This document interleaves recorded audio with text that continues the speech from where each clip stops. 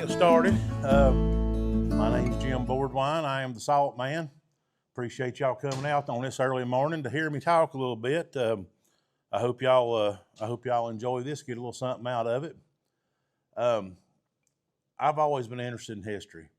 Even when I was just a youngin', I'd rather hang around with my granddaddy and his cronies to hear their stories than I would kids my own age. So it's always been something is very much a big part of me. Both my grandparents I lived through the Depression, and that really colored my thinking living back in the mountains the way I do. And it's funny, I was in high school one time. When I was in high school, they was talking about doing the bump. Any of y'all remember that dance called the bump? The band director said, "We're going to do the bump." And I said, "What's the bump?" And the girl looked at me and said, "What are you, in the covered wagon days?" I said, "Well, yeah, kind of. I don't know what it is." Don't know what it is. So anyway, but I'll tell you a story. Now, my family, the little town I live near up in the mountains of Virginia, it's called Saltville. And it's called Saltville because there's a huge body of salt in the ground underneath it. And I know they used a lot of imagination in naming it, but that's what it is. Our family has been in that area since the 1760s. Well, most of them. The rest of them were standing behind trees looking out saying, "What's them peaks doing here? What do they want?" But, we've been there a long time, and I'm going to tell you a little story about some of my people. Now, some of my people did leave the mountains one time, went out to Nebraska in the mid-1800s to homestead for a while. And the little girl that became my great-great-grandma, when she was a little girl, her and her grandma would work all year long to earn money because they'd only get to go to town one time a year. Okay, it ain't like today, you jump in the car, go to Walmart to pick up some little rinky-dink something. They'd have to, one time a year, that was it. They would do fancy sewing for people. They'd do baking. They'd do whatever it took. They'd sell eggs, and stuff like that. And so it was getting up time to go out there and take their one trip to town for the year. They was all excited. Oh, they'd done took their Saturday bath, had on their best Sunday go to meeting dresses and their nicest bonnets. They'd fixed their hair. And they was riding the train out across the prairie going to town, and all of a sudden the train stopped out in the middle of the prairie, and everybody's looking around wondering what's happening. And all of a sudden there's these masked men with drawn pistols come busting into the rail car. And the main man said, "I'm Jesse James, I'm going to rob this train." He said, "I'm going to kiss every woman on here, and I'm going to hit every man with my fist." And the little girl piped up and said, "Oh my goodness, you don't mean grandma too, do you?" And the little old woman looked down and said, "Hush, girl, let Jesse rob this train." So anyway, y'all sit back, relax, let Jesse rob this train. Now, getting back seriously halfway, like I said, now, talking about salt in the mountains, we don't think much about salt these days because everything you buy in the store's got salt in it. You go to a restaurant, that food's already been salted, and we don't have to go to no trouble to get it. But it ain't been that long ago, you was literally risking your life to go out in the wilderness and find salt.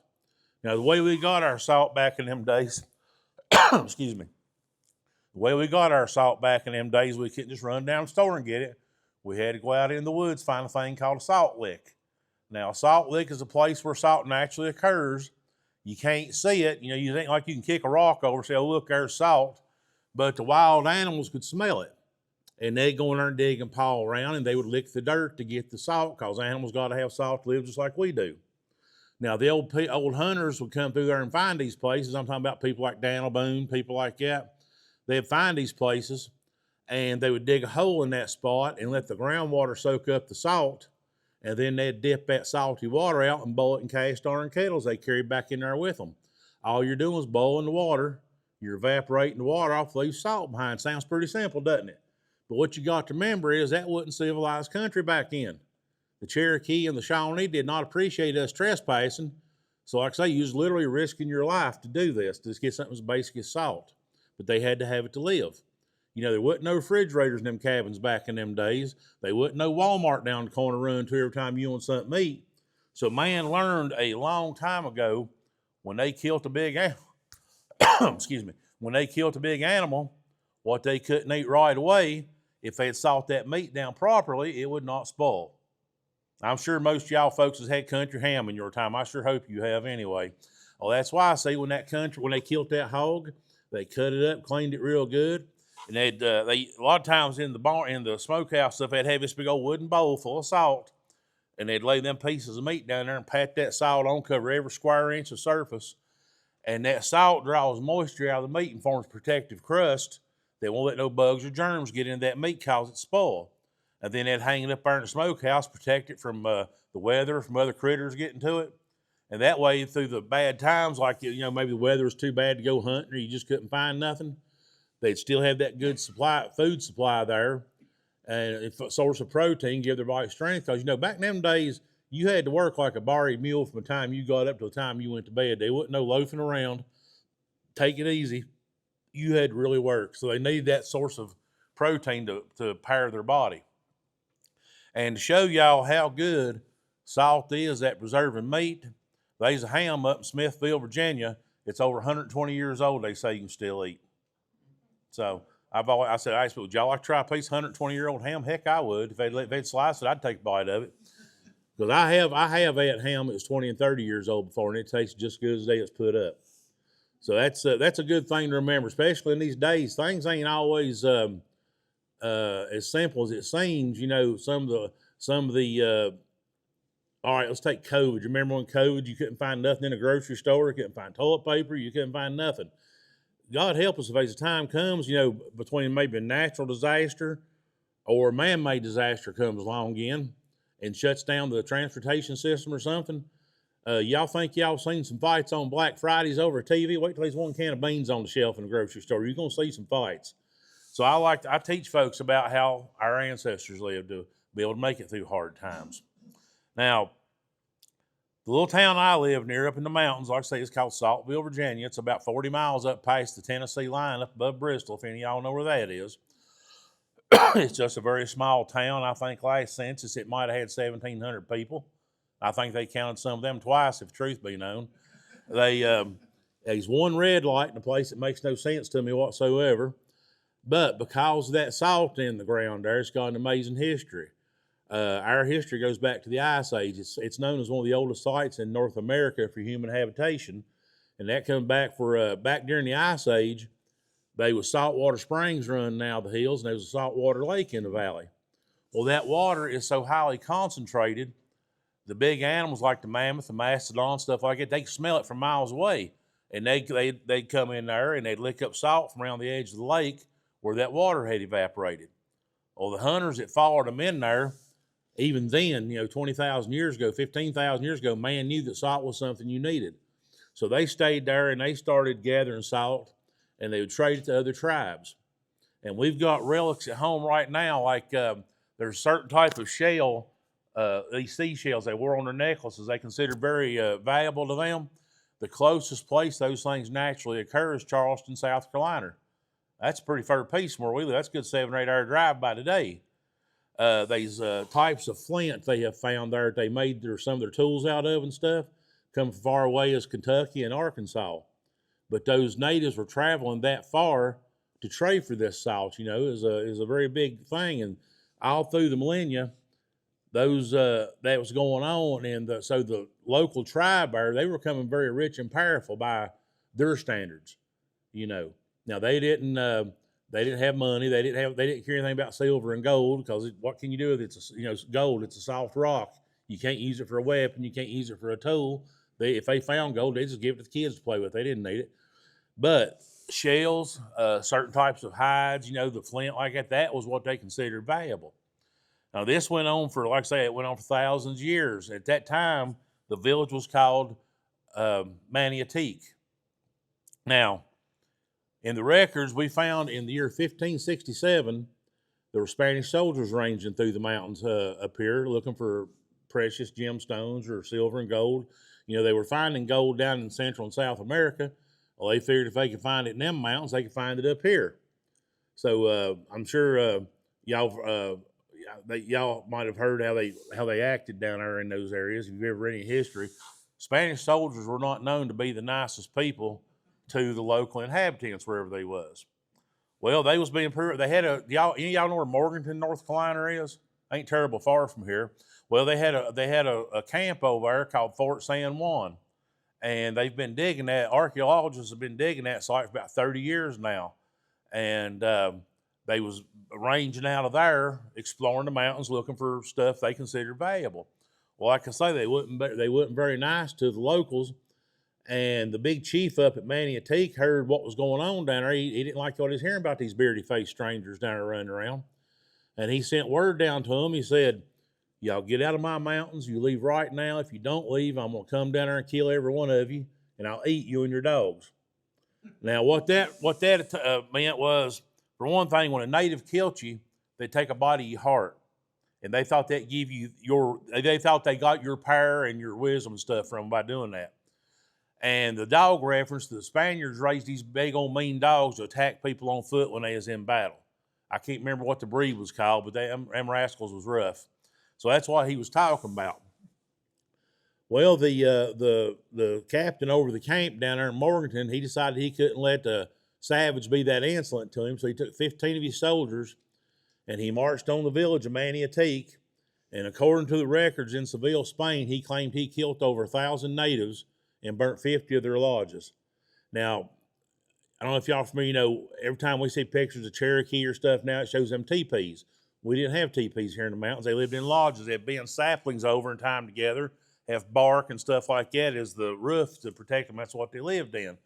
And I know places up there at home in town I can go and still dig and find the burn marks where these lodges where they burnt down.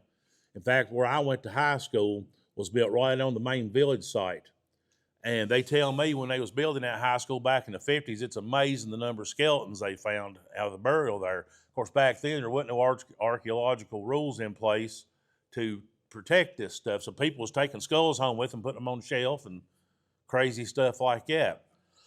And even myself, there for years, if I caught them doing work on the high school grounds, digging and doing stuff, after they left for the evening, I'd be going behind there and looking for relics. And I had found spear points, arrowheads. I found the biggest hammerstone. Now, anybody know what a hammerstone is?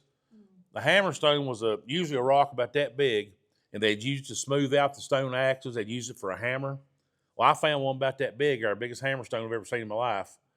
And I always wondered about that. And there's a 1930 history book a man wrote about a cave there in Salt where they found 2 Indian skeletons. They said the male skeleton was over 7 feet tall, and his female companion buried with him was a mature female, but she was barely 4 foot tall. And so I've always wondered if I found that big Indian's hammerstone, because they wasn't a whole lot of natives with that big a pile on them they could handle something like that back in. But like I say, that after the battle, I'm sorry, I'm back up. The reason we got that story, one of the main chief's daughters was captured in the raid, and they took her back to their main village, which is down where Paris Island, South Carolina is now. It was called Santa Elena then. And she ended up marrying one of the soldiers what captured her to start with. She joined the Catholic Church, took a Spanish name, and she married that fella, and then her name was Elena Menendez, I believe. And the governor in Florida, down in Florida, Florida was a Spanish possession then. He had heard about this, these people talking about this place up in the mountains had ocean water coming out of the hills, as he called it. And he sent word for her and her husband to come down there. He wanted to hear the story about this. So that's how we got the story. A professor from Virginia Tech up in Blacksburg was actually studying about the chemical industry there where I live at. And he come across mention of Spanish soldiers. So he got to tracking this down. That's how we got the story. And Virginia history's always talked about Pocahontas and John Smith, 1607. They always said, well, Pocahontas was Virginia's first princess. Well, guess what? We found one 40 years earlier over in the mountains where we live at. So that's how we got that story. Now, the valley laid empty for quite a few years after that. Hunters have passed through occasionally. Daniel Boone come through there in about 1750, and that's another interesting story on its own right there, what kind of adventures he had. But the first white settlers moved in about 1750 then. Well, by that time, that saltwater lake had dried up. They didn't realize the salt was there. They wanted it because it was real pretty land. There was good timber. There was good open fields and stuff. There was a river runs right through town. So they had a lot of the basic necessities they wanted for some place to settle. And they were shipping salt in from Williamsburg, Virginia by wagon. Now, I don't know if any of y'all know your geography. We're a long dang ways from Williamsburg, where we live. Even today, it's probably 7 or 8 hour drive in a good car and good roads. Back in them days, all you had was a wagon, a couple old oxen or balky mules. There wasn't no good trails. It probably took them 2 or 3 weeks to make that trip, but you had to do it. You had to have salt to live for the very reason, like I said, there wasn't no refrigeration back in them days. Wasn't no refrigerators in them cabins. We lived too far south to depend on the wintertime getting cold enough to hang that meat up and freeze it and keep it through. So they had to salt the meat down. Now, it's also used, of course, in their cooking and their eating, use it to season food with. But it's also used when they kill an animal. They would take the hide and they'd use salt as part of the process to tan the hide and turn it into leather. Them folks didn't waste nothing back in them days. You couldn't afford to. So that's, like I say, that's why salt was getting so important. Now, one day, one of the early settlers was out hunting, and he found one of them saltwater springs still running in the hills. And the old light went off. Now, y'all know in a cartoon today, somebody gets an idea, it shows a light bulb. We didn't have a light bulb in 1750. He had a candle. His candle lit up, and he said, look here. Oh, thank you very much. He said, we can start making salt here for ourselves. We won't have to pay these high shipping charges to get it brung in here from Williamsburg. He said, heck, we might make a little extra and trade it off down the road to other folks in the area, you know, that need salt. So that's what got it started. Getting toward the mid to late 1700s, they started producing more and more salt. And all they was doing was going to the spring source. They catch the water and put it in these cast iron kettles, build a fire under it. You know, like I say, all they're doing is evaporating the water and leaving the salt behind. Simple process.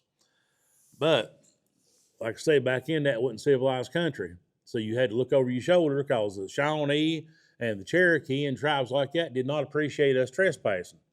So you're literally risking your life to go out and get something basic as salt. And I used to say it ain't like going to Walmart today, but to be honest, maybe it is like going to Walmart sometimes today. You still better be looking over your shoulder. Now, that went on. It kept getting bigger because more people was moving into the mountains. They was looking for land. All the good land over on the coast coming up to the foothills had been took over. So people was over here in the mountains looking for land. And it was getting bigger because they had to have more salt to survive. So all through the 1700s into the 1800s. Now, there wasn't no Revolutionary War battles took place up there where I'm at, but a lot of our men fought in the war. Now, has any of y'all ever heard of the Over Mountain Men? Okay, the Over Mountain Men started up there at home. You know, there was a Scottish colonel in the British Army called Patrick Ferguson, and he was a pretty rough character. He was ranging up and down through Southwest Virginia and into Carolinas and stuff, and he could not get them darned old stubborn people up in the mountains to surrender to him and swear allegiance to the king. He was getting aggravated. So he finally sent word to them, said, if y'all don't surrender your weapons and swear allegiance to the king, I'm going to come up there and lay waste to the land with fire and sword, and I'll hang you leaders. Well, you know, us old Southern boys, somebody says, hey, I'm going to come over and whoop you. Well, brother, you just sit there in the shade, get you a cool drink of water. We'll come to you. So that's what happened. Men from up around where I live at got together. They started tracking down through the mountains toward the south. They got into Tennessee and North Carolina. Severe's men joined up with them. And for the goodness, I cannot remember the name of the commander from North Carolina now. That's shameful. I can't remember who he was. But anyway, they all gathered up, and they was going down through the mountains looking for Ferguson's command. Well, they got down around Rutherford in North Carolina, and a spy come in and came and said, hey, he's over at Kings Mountain, over there near the South Carolina border. Now, Kings Mountain, to me, it's just a little bitty hill. But to them flatlanders over there, it's a pretty good piece of land. Well, he was up on that mountain with his loyalist troops, and he said, God himself could not get me off this here mountain. Well, I'll tell you what, when somebody says something stupid like that, I'm going to step off to the side because lightning's fixing to strike. You know, here's another example. Y'all remember a boat that time they said couldn't be sank by God? What happened to it? First thing popped out of the box, they sunk it. So he was over there. He was being pretty cocky. He didn't think much of us as a people anyway. He thought we was just a bunch of white trash pretty much. Uneducated. We didn't fight fair. You know, them crazy British soldiers standing there in a line, hold their muskets like this, wouldn't aim. They just fire a volley. Whereas we had learned fighting engines. We get down behind rocks, shoot at you, pop up over here 20 yards away, jump up, shoot at you again. So we got over there. We found out this spy come in and told us where he's at. So Colonel Campbell from Southwest Virginia, where I live, he was the overall commander of the outfit. He picked the 900 best shots he had, mounted them on the best horses they had, sent them ahead to catch Ferguson so he couldn't get away. And then the rest of the army coming there behind him. Well, they caught him over there at Kings Mountain on October 7th, 1780. And they surrounded the mountain, and I think the battle lasted like 67 minutes. They wiped out the command. And like I say, old Ferguson was up there bragging, oh, God himself can't get me off this mountain. Well, he's right. He didn't. He's still there. He's still up there. But, Thomas Jefferson said, up to that time, we hadn't been doing really good as an American army. We wasn't trained. We didn't have a regular standing army. Just when they'd say, hey, the British are coming, people would grab their rifles, hunters, farmers, storekeepers, whatever. They'd grab their rifles, run out and try to fight them. Like I say, we wasn't trained. It wasn't going that good for us. And Thomas Jefferson said that's the first major battle we won as an American army. And said it was a turning point in the American Revolution. And I'm proud to say one of my granddaddies was a lieutenant under Campbell. That's one of the reasons part of my family got to the area I live in now so early. He was granted land along the river goes through there. Now, after that, the men come back home. There was more people moving into the mountains. The salt works was getting bigger and bigger. Well, and then in 1860, there's a thing called the War of Northern Aggression come along. We decided we didn't want to live like them fellers was trying to teach. That's when the Yankees come there and try to tell us how to live is what it amounts to. Well, after the first few months of the war, we were the only major salt producer left in the South. We were supplying salt to all the southern states, all the armies we had in the field. The Yankees figured if they could shut down the salt works, they had shut down salt works along the coast because they was boiling seawater. They shut them down pretty early. There was some salt works down in Louisiana, and there was some up there in what's now West Virginia. They captured them, burnt them down pretty quick. They couldn't get in there to us. There was a bunch of battles fought in northeast Tennessee and southwest Virginia where they was trying to get in there to us. Well, they finally managed to get into the valley in October of 1864. 6,000 Yankee troops attacked the town. All we had were 1,000 old men and boys of the home guard there to defend it. One of my great-great-granddaddies was 16 years old at that fight, helping defend the town. Now, it was a pretty rough fight, but a few of the regular soldiers managed to get in there that evening and helped us push them out of the valley. The Yankee commander left his wounded on the field, took off back across the mountain in Kentucky. Now, they came back in December that same year, and this time they had more troops with them. They had Stoneman's cavalry with them. We were down on defenders, even worse. They captured the town, and they tried to destroy anything they could that pertained to salt making, like our works then. They had these long wooden buildings they called furnaces, had rows of 100-gallon cast iron kettles in them. They kept going 24, bless you, ma'am. Kept going 24 hours a day. Well, they burnt the buildings down. They took sledgehammers, tried to bust them big kettles up so they wouldn't hold liquid. And the wells that we had drilled since 1850 to bring that brine up out of the ground, they was dropping cannonballs and railroad iron down in the wells to block them off. Now, I know most of y'all probably have been in the ocean before. The water we're getting out of the ground up home is 10 times saltier than ocean water. So that's why our works were so important. We could make a lot of salt for the least amount of effort, is what it amounted to. Now, I mentioned Boone making salt. I mentioned Boone being a salt maker. Boone was making salt over in the Blue Licks in Kentucky. That's where they were captured by the Shawnee, by the way. And he wrote in his records that they had to boil between 600 and 800 gallons of water to get 1 bushel of salt out of that works.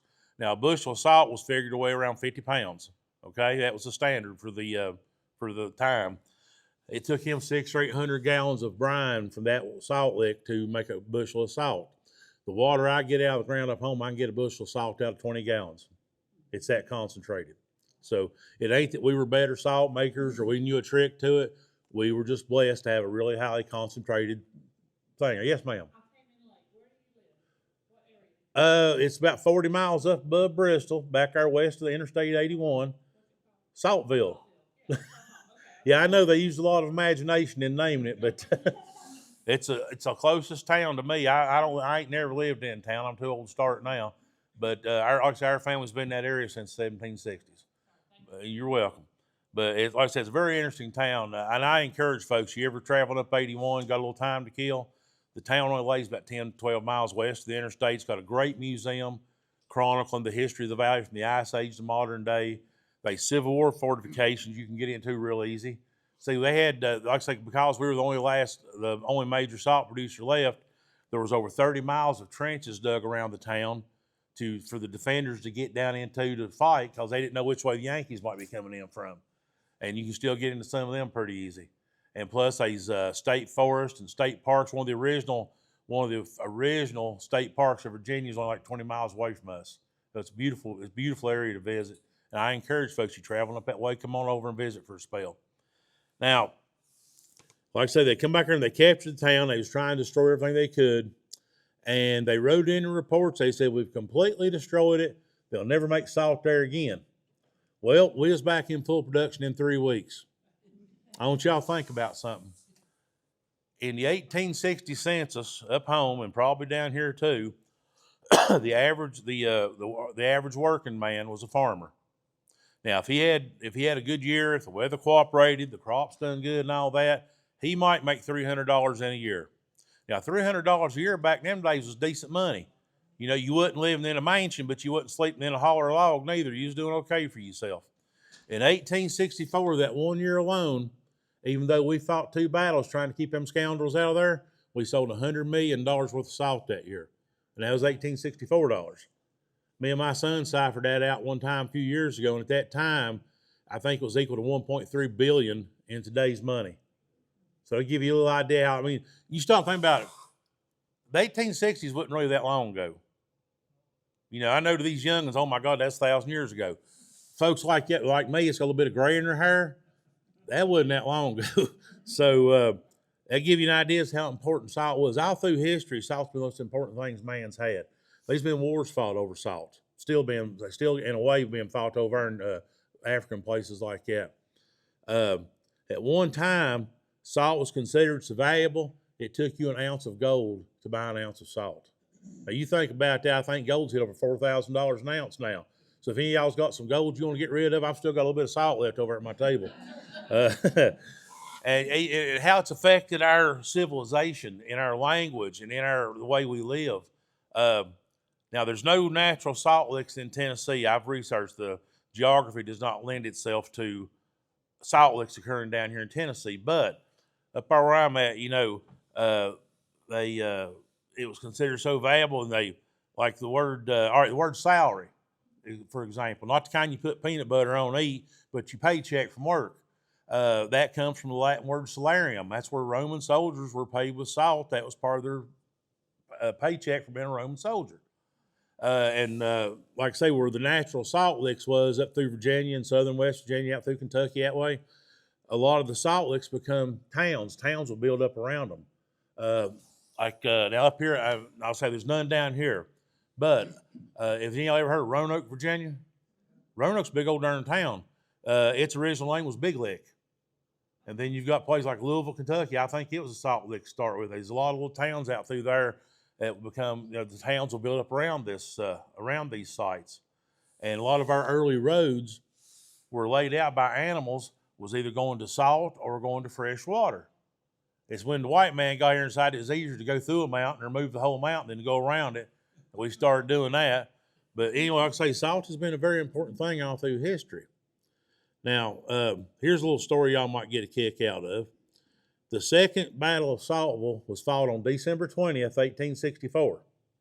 Now, how many of y'all has ever heard of Jeb Stuart? Jeb Stuart was a cavalry commander, Army in Northern Virginia, very flamboyant character. Well, his brother, William Alexander Stuart, owned part of the salt works. That's where their family got a lot of their money from. In fact, they were so well off, back in the 20s, they had the largest ranch east of the Mississippi. They had over 42,000 acres under title. And they still swing a big stick. Their main headquarters right across the mountain from where I live. They still swing a big stick in Southwest Virginia. In fact, one of Jeb's nephews was the governor of Virginia around the end of World War I. His mansion's right across, like I say, right across the mountain. It's restored. There's other people living in it now. Beautiful place.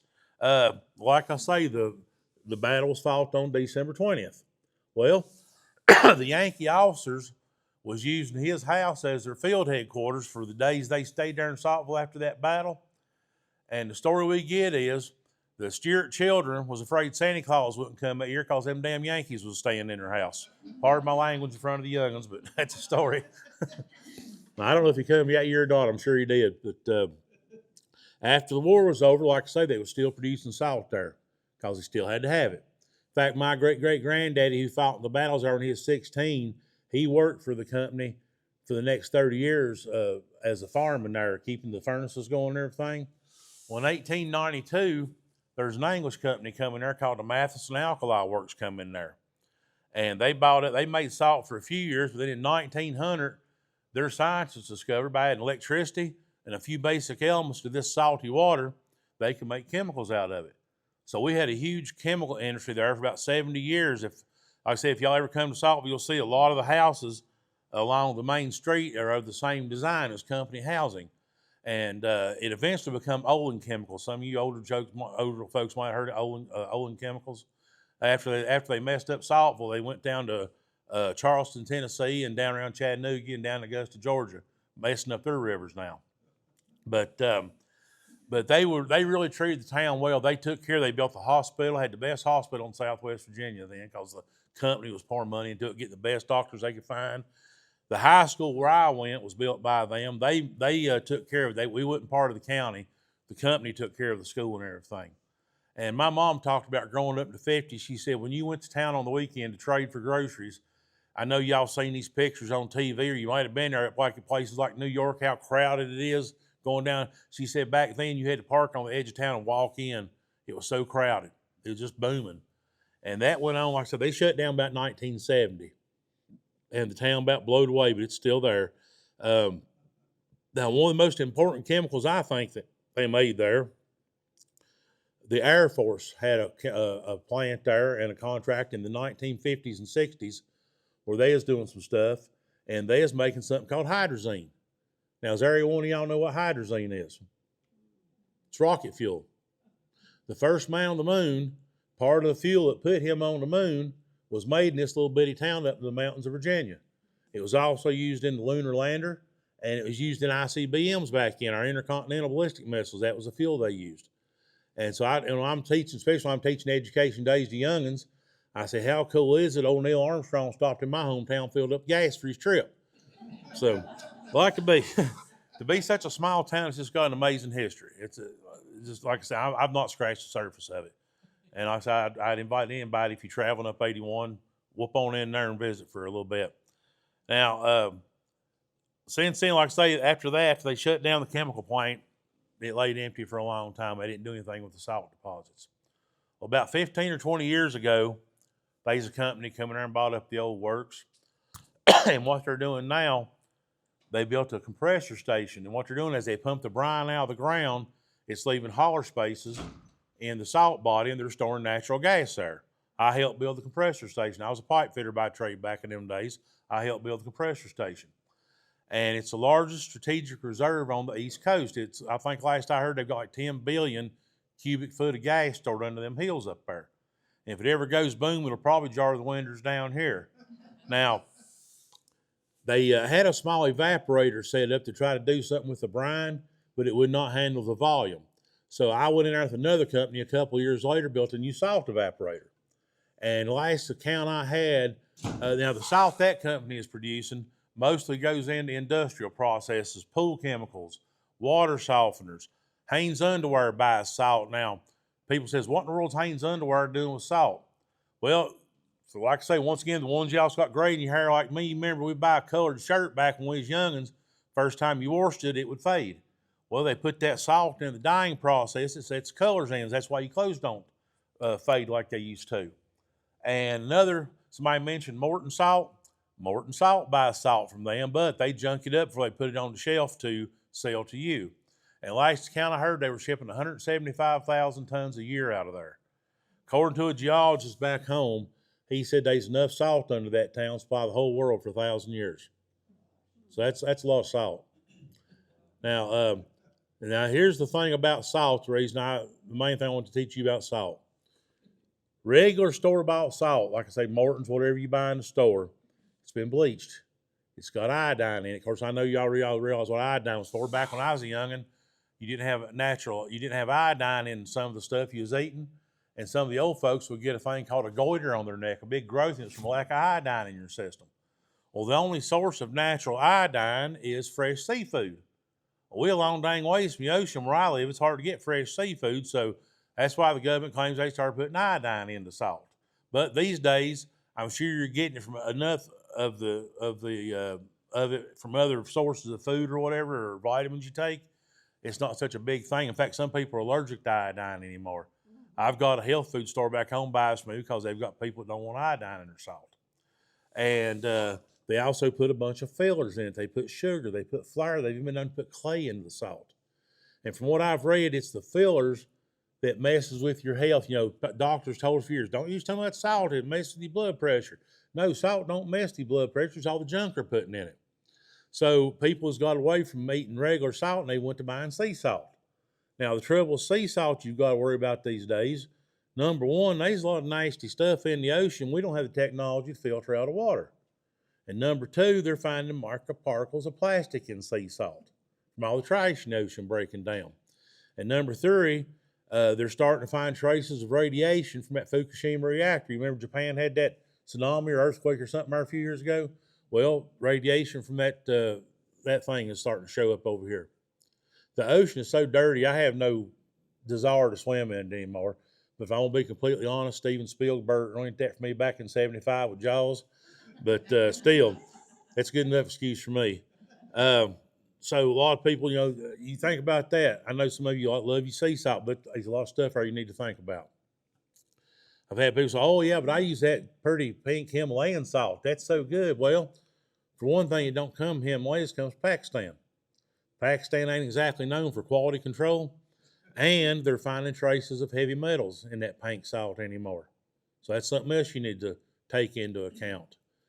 And so the salt that I produce from up home, people says, do you make salt? No, the good Lord made it. I know how to recover it. But we test every batch of salt we run. It comes out at least 99.75% pure. I've got people bias me, swears up and down their blood pressures improved since they quit using regular salt and went to this. And because of high purity don't take near as much season your food, so you're using a lot less salt too. But it was a big business. Like I say, just how it's affected civilization, our heritage. It's just amazing that something so simple would have such a profound effect on us.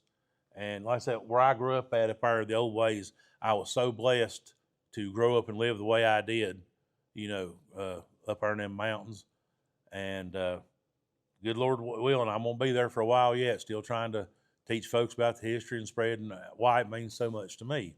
So, but I appreciate y'all coming out. Has every one of y'all got a question or anything you'd like to ask? Yes, sir. What is the geology distinctions about having salt in that area versus Tennessee? I don't know how to answer that, sir. The geologist I spoke to told me why it don't occur down here. It just something about the geology of Tennessee and North Carolina just don't allow for that to happen. He never really gave me a solid answer on why that difference is. Maybe it's the type of rock we have up home, or maybe there's a certain belt there. I was like to say through Virginia and southern West Virginia, out through Kentucky and southern Ohio, out into Indiana, Illinois, and Missouri. That's how we got our salt. Had to use the brine method to get it. So I'm assuming it's just there's something about that belt through there, the geography. Like up home, we've got a lot of limestone. Maybe that has something. I just don't know. I can't answer that because he never gave me a definitive answer on why. I've only found one mention of a salt lick in North Carolina, but it was back in the 1700s. It was way up in the mountains near the Virginia line, so I think it's just part of that belt in Virginia. It wasn't a natural thing for North Carolina. But that's I'm sorry, it's the best answer I can give you on that. I wonder if it had anything to do with the Ice Age and how far south the ice pushed rocks and other stuff.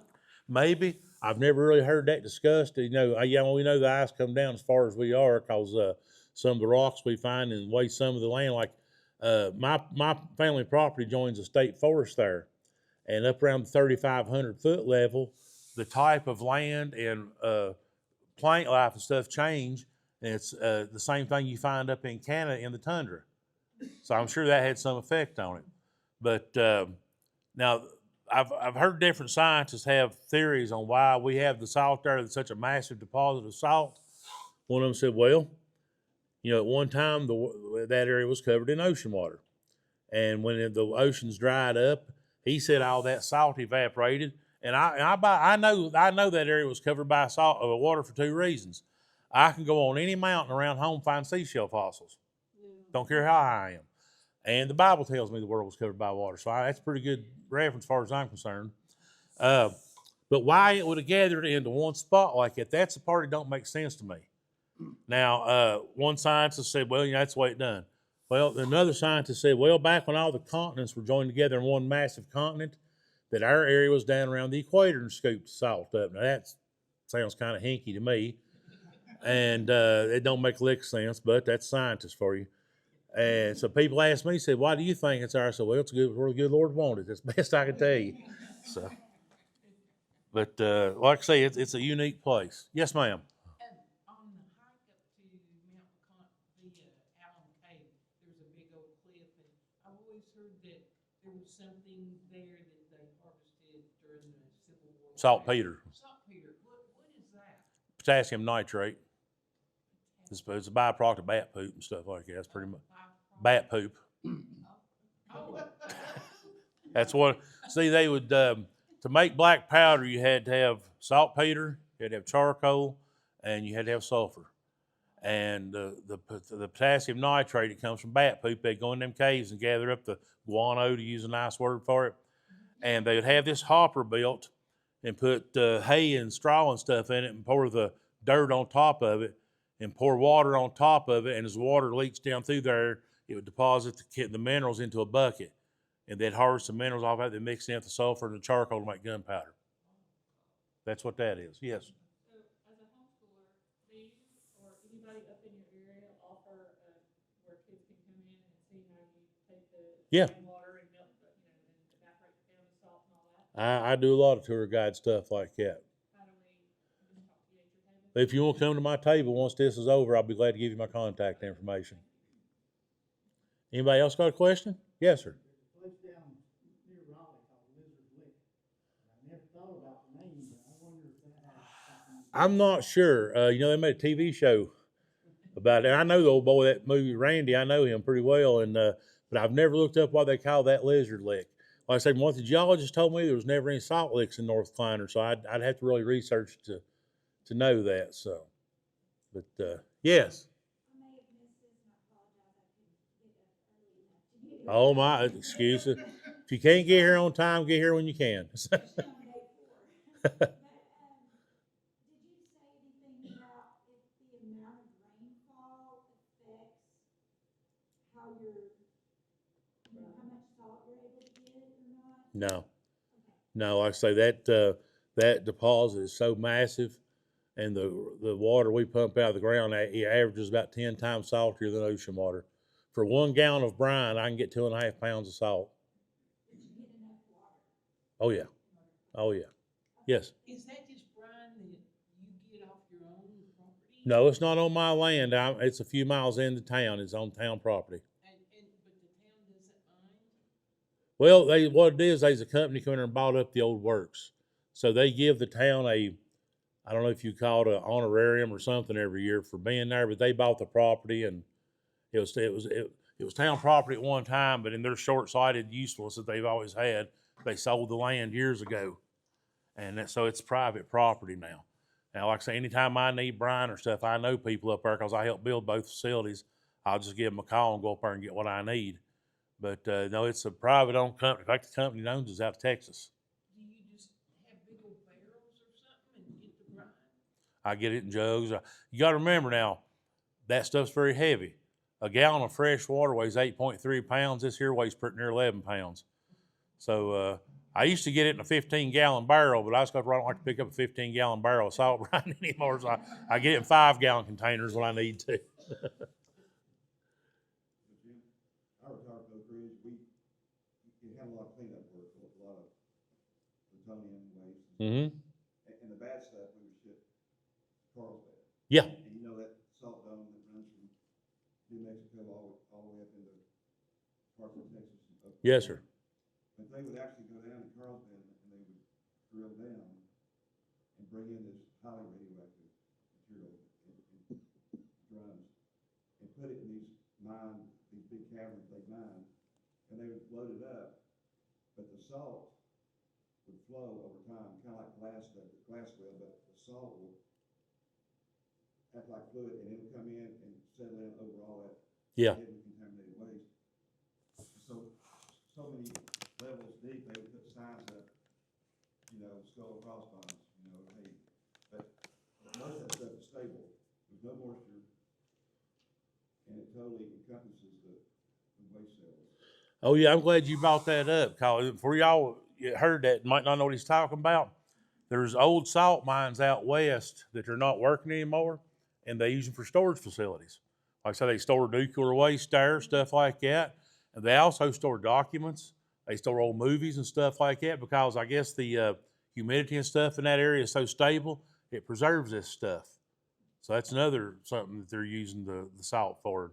Like I say that about the nuclear waste, that's what really blew my mind first time I heard about it. You know, it could contain something like that. So. I've seen the maps of it, they'll go vertical, and so many feet, they'll go out horizontal. Yep. Load that up, and that's where all your waste sites for the weapons program across the whole country, that's where it's up. I appreciate you bringing that up because that's something I don't. Yeah. It's amazing, like I say, the uses of something simple as salt. It's the safest place to put it. Yeah, sure enough. What about smoked salt?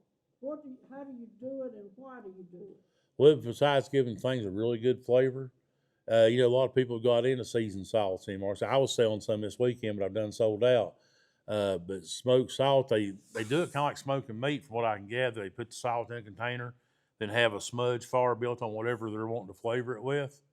And I tell you, I've tried some that people have gave me. It was just, oh man, it was delicious. So that's what that's for. It's just to add a different flavor. You know, that's one thing. Some of these fancy salts people like to buy to flavor things with. Something you need to think about. If you're going to buy that, you need to really look for a good quality person that sells it, because there's some unscrupulous people out there who'll take regular salt and put food coloring and food additives into it to give her the profile they want to sell as a higher price salt. So they're faking some of this high dollar stuff. So that's a little something to think about if you're, yes ma'am.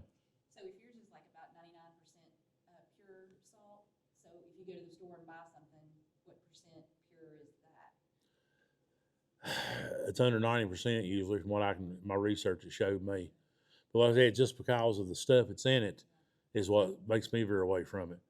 Y'all know yourself, anything you can get in its purest form is better for you. And so that's the reason I like to preach about the salt. I tell people, I say, if you don't want to buy salt, if you're not interested in buying salt, that's great, but I like you to know what you're dealing with out there. Now, here's a little trivia for you. I'm sure some of you know the answer. What's the purest natural food you can find? It won't spoil as long as it's kept clean. Honey, exactly. They have found honey in Egyptian sarcophagus that was still edible. So that's that honey was not just used to eat or to sweeten stuff. They would use it on wounds and stuff too back in the old days. So that's a cool little something to keep in mind. Has anybody else got a question or comment? Yes, sir. When the Mohican went in there and tried to shut everything down, back up in a couple of weeks, what did they didn't destroy everything that was really there. So how did they recover so quickly? Well, like I say, they missed some of the wells and stuff. They didn't, and some of those kettles we were using at that time, they were 100-gallon cast iron kettles. They're about 4 foot across, but they're made a little shallower so it'd make it easier to scoop the salt out of it. But they're real thick cast iron. Now you just think after you'd fought a battle, and then your guy come along and gives you a sledge and says, "Here, go bust a hole in them kettles." Well, them boys was whooped to start with anyway. Then they're wanting him to bust holes in their kettles. I believe I told him what he could have done with that hammer. But so that's what I say. They didn't get it all. They was trying to make yourself look good in report, I'm sure, but they didn't get them all. So Those iron cannonballs and railroad tracks they put down there probably corroded in a couple of years. probably it is that concentrated. Sure did.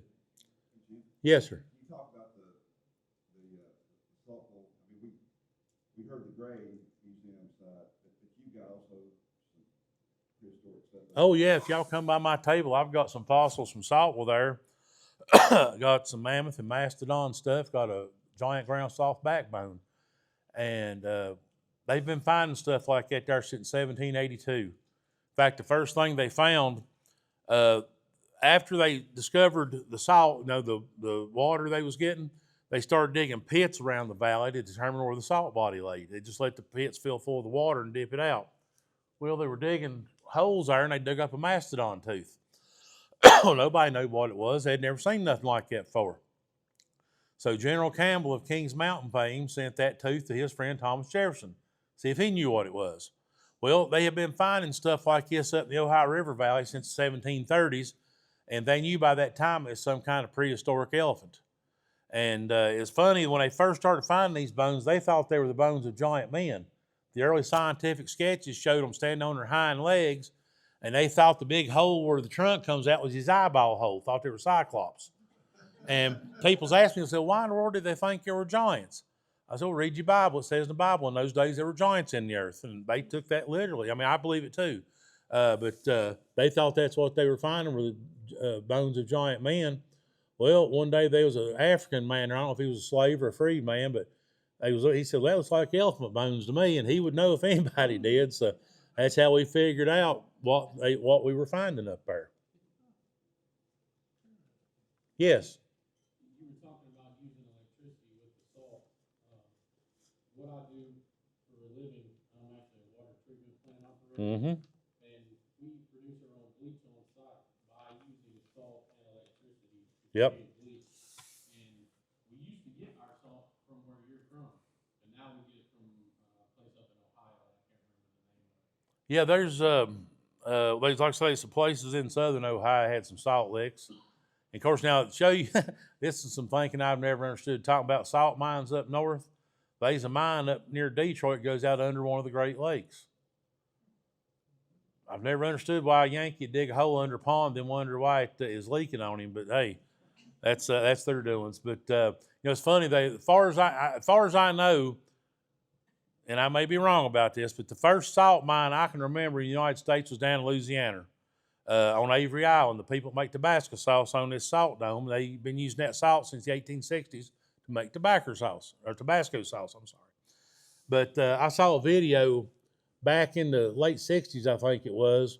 There was an oil company drilling down there near a salt dome, and they got their measurements wrong and drilled through the roof of that salt dome. Well, the water started pouring into that big, huge empty space. And there was no Cajun there talking on the camera. He's going, oh my God, I think at the end of the world, because as the water flowed in, the hole was getting bigger. It was drawn in trees, it was drawn in barges. And just to hear that old gentleman narrating that movie, I'm sitting there laughing my head off, But, so yeah, it's amazing how this stuff shows up. And y'all was making chlorine gas, right? Yeah. Oh, y'all wouldn't? Okay, well, They had a chlorine plant there at Saltville for years and years.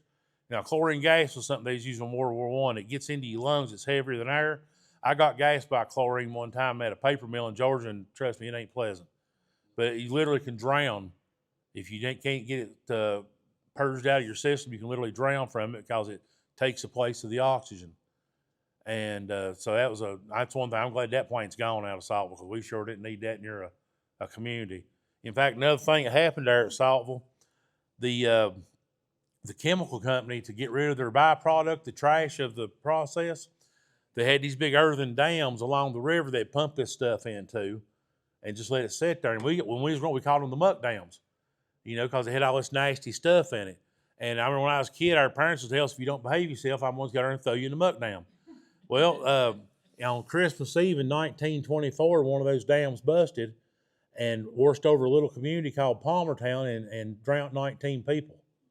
So that was another bad thing happened there because of that chemicals. There was different stories. They don't know exactly what happened.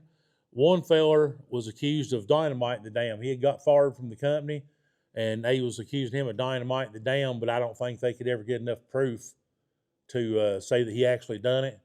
So I don't know what caused it. Like I said, it killed 19 people. That was on Christmas Eve of 24. Anybody else? Well, all right. Well, folks, I sure do appreciate y'all coming out and listening to me, not throwing nothing at me. So.